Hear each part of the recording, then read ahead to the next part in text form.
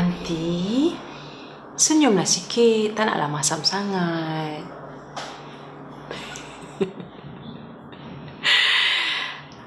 Itulah Aunty. I dah cakap dah dengan Aunty. Kalau Aunty tak buat dekat I, benda ni semua tak akan berlaku. And kalau dulu Aunty buka pintu, terima I, Aunty tak halau I, benda mungkin berbeza dari keadaan sekarang. Perempuan, apa yang berlaku ni bukan salah aku, salah kau. Salah I?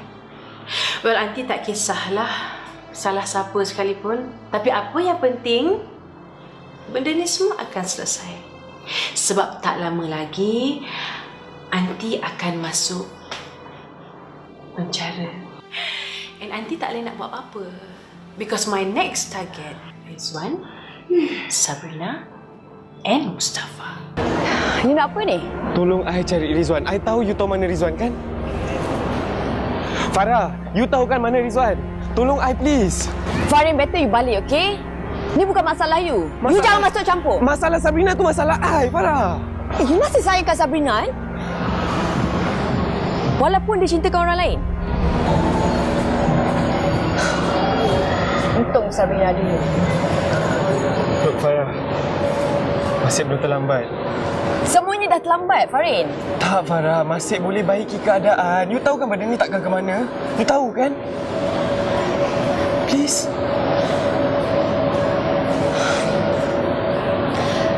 Okay.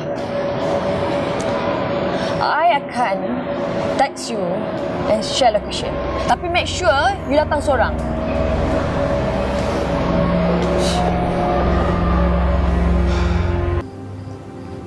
My mum terlampau benci sangat dengan family you.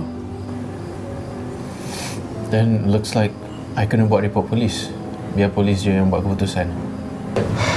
Yeah, and you have to help us, Farah. You je bukti yang kita ada. Farah, I tahu benda ni memang susah nak buat. Tambah lagi nak betray your own mother. Tapi you sendiri tahu kan benda ni salah. I love my mum.